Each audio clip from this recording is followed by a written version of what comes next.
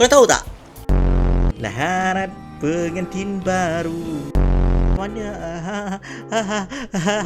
Macam macam mana? Aku tak gila. Kau gila. Aku gila. Tak gila. Kau tak gila. Aku gila. Macam mana?